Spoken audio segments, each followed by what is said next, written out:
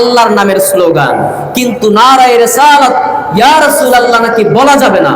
আমি অবাক হই, কিছুদিন আগে আমি একটি ভিডিও ক্লিপ দেখলাম, এক বক্তা বলছে যে আমাদের দেশে নারায়ে রিসালাত বলে এটা ফালতু স্লোগান, এটা ফালতু কথা বলেন, নাউজুবিল্লাহ।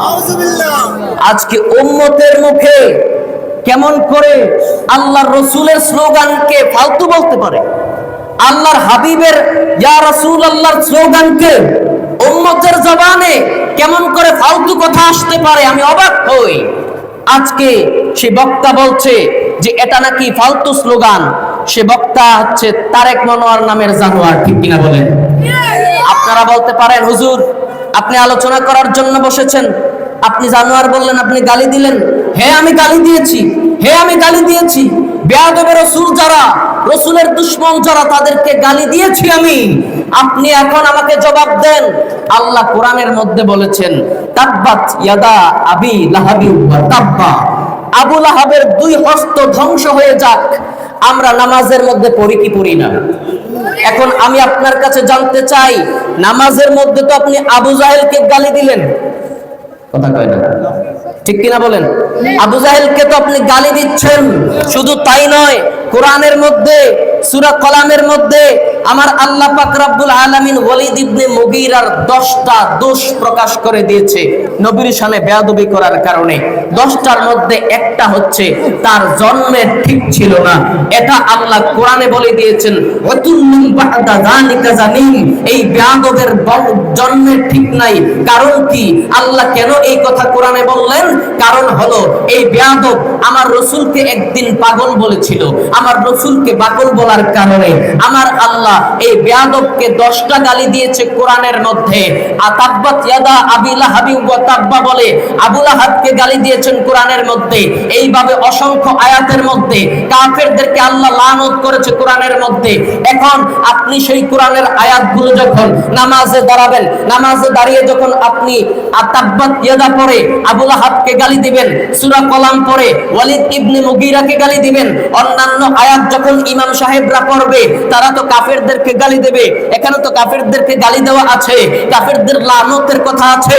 এখন আমি জানতে চাই হুজুর আপনি নামাজে দাঁড়িয়েছেন, আপনি তো ইবাদতে দাঁড়িয়েছেন, আপনি ইবাদত করছেন, এই ইবাদতের মধ্যে আরেকজনকে গালি দিয়ে এটা কেমন ইবাদত? আমার আল্লাহ বলবেন হ্যাঁ এটাই ইবাদত, গালিটাও ইবাদত, তবে সবাইকে না, যারা আমার নবীর দুশমন তাদেরকে গালি দেওয়াটাও আমি আল্লাহ ইবাদত হিসাবে গণ্য করে দিলাম।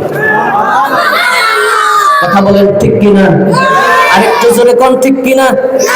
যারা নবীর দুশমন তাদেরকে গালি দেওয়াটা ইবাদত, কথা কোন না, ঠিক কিনা? যারা নবীর দুশমন তাদেরকে গালি দেওয়া কি ইবাদত। আল্লাহ নামাজে ঢুকিয়েছেন আবু জাহেলের আবু লাহাবের গালি নামাজে ঢুকিয়েছেন, বলেন আল্লাহু আকবার। তাহলে আমরা সেই নবীর রিসালাতের ধ্বনি আমরা দিতে চাইতে চাই না। আজকে যারা বলে রিসালাতের ধ্বনি দেয়া যাবে না, নারায়ে রিসালাত বলা যাবে না, শুধু আল্লাহর ধ্বনি বলতে হবে, আল্লাহু আকবার বলতে হবে, আমি বলতে চাই তুমি যদি নারায়ে রিসালাত বাদ দিয়ে দাও তাহলে আমি বলবো তুমি আযান থেকে আশহাদু আন্না মুহাম্মাদুর রাসূলুল্লাহকে বাদ দিয়ে দাও, ইকামত থেকে আশহাদু আন্না মুহাম্মাদুর রাসূলুল্লাহ বাদ দিয়ে দাও, নামাজের মধ্যে আসসালামু আলাইকা আইয়ুহান নাবিয়্যু বাদ দিয়ে দাও, নামাজের মধ্যে আমার নবীর আহলে বায়াতের শানে যখন পড়া হয় আল্লাহুম্মা সাল্লি আলা মুহাম্মদ ওয়া আলা আলি মুহাম্মদ, নবীর উপর সালাম দুরূদ, আমার নবীর আহলে বায়াত নবীর পরিবারদের উপর সালাম দুরূদ, এগুলোকে রিমুভ করে দাও। নামাজের মধ্যে নবীর স্মরণকে বাদ দাও, আযানের মধ্য থেকে নবীর নামকে বাদ দাও, ইকামতের মধ্য থেকে নবীর নামকে আগে বাদ দাও, এরপরে বলো যে নারায়ে রিসালাত বাদ দিলাম। কথা ঠিক কিনা বলেন? আযানের মধ্যে কি নবীকে বাদ দেওয়া যাবে? ইকামতে নবীরে বাদ দেওয়া যাবে?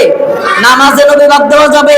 তাহলে প্রত্যেকটা জায়গায় যেহেতু আল্লাহ পাক আমার নবীকে সেট করেছেন, এই জন্য আমরা সুন্নি মুসলমানরা নারায়ে তাকবীর আল্লাহু আকবার বলার পরপর আমরা নারায়ে রিসালাত ইয়া রাসূলুল্লাহর ধ্বনি দেই। কথা বলেন ঠিক কিনা? কথা কি বুঝতে পেরেছেন আপনারা? এই জন্য বন্ধুরা আমার, সে নবীর উম্মত আমরা হতে পেরে খুশি না বেজার? বিনা দরখাস্তে আল্লাহ পাক আমাদেরকে সেই নবীর গোলাম হিসেবে কবুল করে নিয়েছেন।